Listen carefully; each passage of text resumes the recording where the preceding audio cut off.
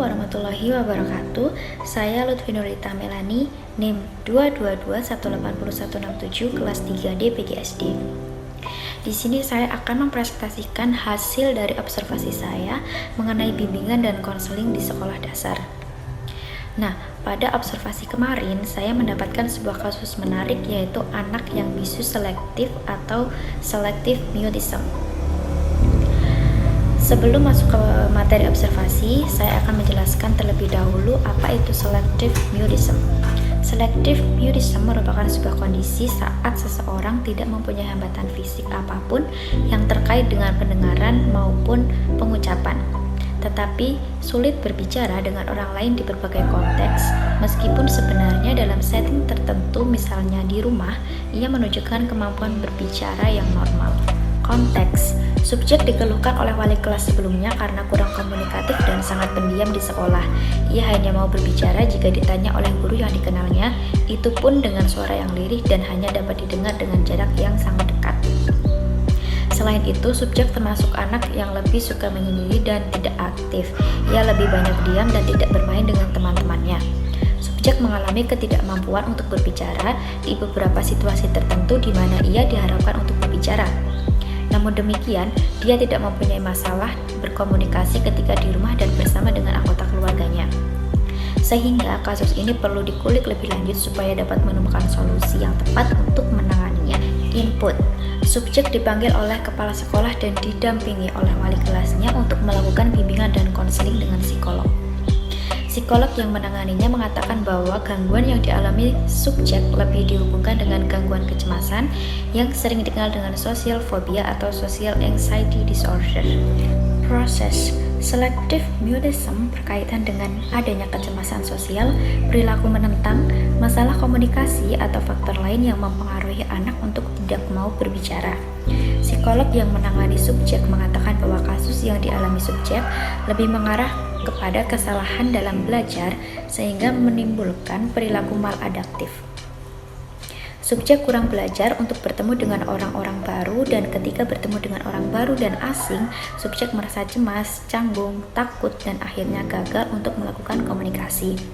Untuk menangani kasus ini harus menggunakan teknik-teknik perilakuan yang telah terbukti efektif untuk menangani anak selective mutism, yaitu dengan respons initiations, contingency management, dan stimulus feeding. Dalam praktiknya melibatkan guru, teman subjek, dan peneliti, yaitu saya sendiri. Produk: ketika pertama kali subjek bertemu dengan saya, subjek tidak melakukan komunikasi sama sekali. Akan tetapi seiring dengan seringnya saya datang ke rumah dan berkunjung di sekolah, subjek sudah sampai di tahap mau berkomunikasi dengan berbicara secara lancar dengan saya, meskipun belum aktif memulai pembicaraan. Seperti ketika ditanya mengenai foto yang ada di rumahnya. Outcome: berdasarkan dari hasil wawancara dengan teman subjek, subjek menunjukkan peningkatan dalam berpartisipasi bermain dengan teman-temannya dan mulai menggunakan jawaban yang lebih panjang dan volume suara yang meningkat, meski belum berusaha berinisiatif untuk melakukan percakapan.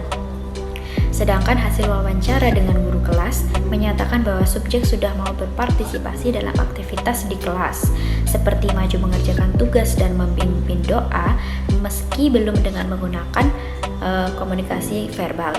Subjek sudah mulai mau melibatkan diri. Subjek juga telah mampu bercerita di kelas meskipun belum dengan suara yang lantang. Planning: menyusun fokus intervensi yang dilakukan dengan memberikan deskripsi permasalahan dalam terminologi perilaku. Tahapannya yaitu yang pertama, mendeskripsikan permasalahan dan terminologi perilaku, menetapkan baseline, mengidentifikasi stimulus kontrol, mengidentifikasi konsekuensi yang memelihara perilaku, lalu yang terakhir menganalisis fungsi permasalahan. Organizing: mempraktikkan planning yang sudah ditetapkan dengan cara berkomunikasi dan berkoordinasi baik dengan pihak sekolah, orang tua, masyarakat, serta pihak eksternal lainnya yang terkait seperti psikolog. Staffing: kepala sekolah melakukan pengawasan dan koordinasi mengenai perencanaan, pelaksanaan, pelaporan, serta penyediaan instrumen layanan BK.